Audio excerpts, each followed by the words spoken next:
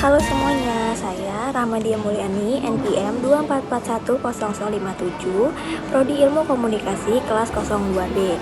Kali ini saya mendapatkan tugas dari Bapak Haryo untuk mendeskripsikan salah satu tugas mata kuliah.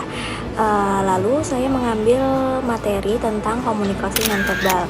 Selama 4 menit ke depan, saya akan menjelaskan tentang yang pertama ada komunikasi, yang kedua ada apa itu yang dimaksud dengan komunikasi nonverbal, yang ketiga ada fungsi dari komunikasi nonverbal, yang keempat ada jenisnya, dan yang kelima ada hambatan apa saja yang dialami dalam melakukan komunikasi nonverbal. Jadi tetap tonton video ini sampai selesai ya teman-teman. Happy watching. Oke, yang pertama menurut saya komunikasi adalah proses penyampaian pesan atau informasi dari satu orang kepada orang lain dengan menggunakan media atau sarana dengan tujuan mendapatkan feedback dari informasi yang diberikannya. Kemudian kita akan masuk ke dalam komunikasi nonverbal, yaitu komunikasi dengan cara menyampaikan pesan tanpa menggunakan kata-kata. Biasanya dalam praktik sehari-hari, jenis komunikasi ini malah cenderung lebih digunakan daripada komunikasi verbal pada umumnya. Komunikasi nonverbal berlangsung secara otomatis, jadi hal ini menunjukkan bahwa komunikasi nonverbal secara tidak langsung selalu hadir dalam setiap interaksi manusia.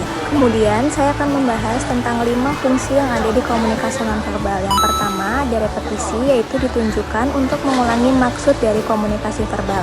Seperti saat mengatakan ya, kepalanya mengangguk, dan mengatakan tidak, kepalanya menggeleng. Yang kedua ada substitusi, biasanya ditunjukkan untuk menggantikan kata-kata atau lambang verbal. Biasanya ketika seseorang mengatakan oke, saya setuju, dia hanya mengacungkan jari jempolnya.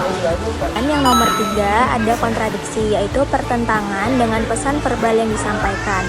Contohnya, ketika seseorang mengatakan saya tidak apa-apa tapi menunjukkan ekspresi sedih dalam wajahnya, itu merupakan kontradiksi yang ada di komunikasi nonverbal. Yang nomor 4 ada komplement, yaitu pelengkap, ditunjukkan untuk melengkapi makna pesan verbal, seperti ketika seseorang sedang melakukan presentasi dan dia menggerakkan tangannya untuk menambahkan makna dari pesan tersebut. Yang kelima ada aksentuasi, yaitu penegasan. Biasanya penegasan atau penekanan ini ditunjukkan dengan cara menekankan volume suara atau memperjelas mimik wajah dengan tujuan supaya audiennya mengerti apa yang disampaikan. Oke teman-teman, selanjutnya saya akan menjelaskan tentang jenis apa saja yang ada di komunikasi nonverbal. Di sini ada 4 jenis. Yang pertama adalah bahasa tubuh, biasanya seperti gerakan tubuh atau postur tubuh dan mimik wajah. Terus yang kedua ada suara, biasanya ditandai dengan tinggi maupun rendah. Suara yang dikeluarkan biasanya bisa mencerminkan individunya seperti apa. Dan yang ketiga ada sentuhan, biasanya merupakan tantangan atau senggolan, tapi biasanya sentuhan ini tidak semua individu menyukai sentuhan yang kita berikan, apalagi dalam arti kata kita baru kenal. Yang keempat ada kontak mata, biasanya ini adalah metode paling efektif dalam memperlihatkan apakah kita tertarik pada komunikasi yang disampaikan dari orang tersebut. Kemudian saya akan membahas tentang 5 hambatan apa saja yang dialami dalam komunikasi nonverbal. Untuk hambatan yang pertama ada ambiguitas, biasanya tindakan ini seringkali mendapatkan makna yang berbeda.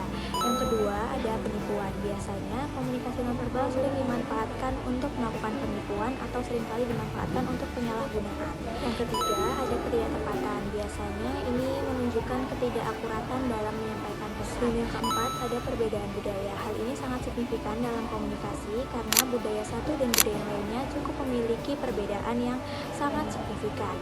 Dan yang nomor 5 ada pengaruh emosional, biasanya ketika seseorang sedang marah dia cenderung menunjukkan postur tubuh yang sebenarnya dibandingkan dengan seseorang yang dalam kondisi tenang.